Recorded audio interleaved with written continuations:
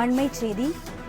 சட்டவிரோத பண பரிமாற்ற வழக்கில் அமலாக்கத்துறை தாக்கல் செய்த ஆவணங்களை சரிபார்த்துக் கொள்ள செந்தில் பாலாஜி தரப்பிற்கு அனுமதி வழங்கப்பட்டுள்ளது. அண்மை செய்தியாக பார்த்துக் கொண்டிருக்கிறோம்.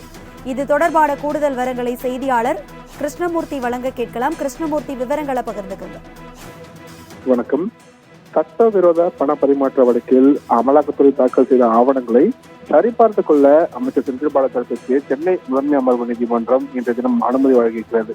அமைச்சர் செந்தில் பாலாஜி கைது செய்யப்பட்ட போது அமலாக்கத்துறையினர் எடுத்துச் சென்று நீதிமன்றத்தில் தாக்கல் செய்யாத ஆவணங்களை வழங்க கோரி செந்தில் பாலாஜி தரப்பில் சென்னை முதன்மை அமர்வு நீதிமன்றத்தில் மனு தாக்கல் அனுமதி செய்யப்பட்டுள்ளது. இந்த மனு நீதிபதி அல்லி முன்பாக இன்று விசாரணைக்கு வந்தபோது அமலாக்கத்துறை தரப்பில் வழக்கிற்கு தொடர்புடைய அனைத்து ஆவணங்களையும் நீதிமன்றத்தில் ஏற்கனவே தாக்கல் செய்யப்பட்டுவிட்டு குற்றம் சாட்டப்பட்ட செந்தில் பாலாஜிக்கும் வழங்கப்பட்டுள்ளதாக அவர் தரப்பில் தெரிவிக்கப்பட்டது. இதையடுத்து ஆவணங்களை கோரிய மனுவை வாபஸ் பெறுவதாக செந்தில் பாலாஜி தரப்பில் தெரிவிக்கப்பட்ட ஏற்ற நீதிபதி அந்த மனுவை தள்ளுபடி செய்து உத்தரவிட்டிருக்கிறார்.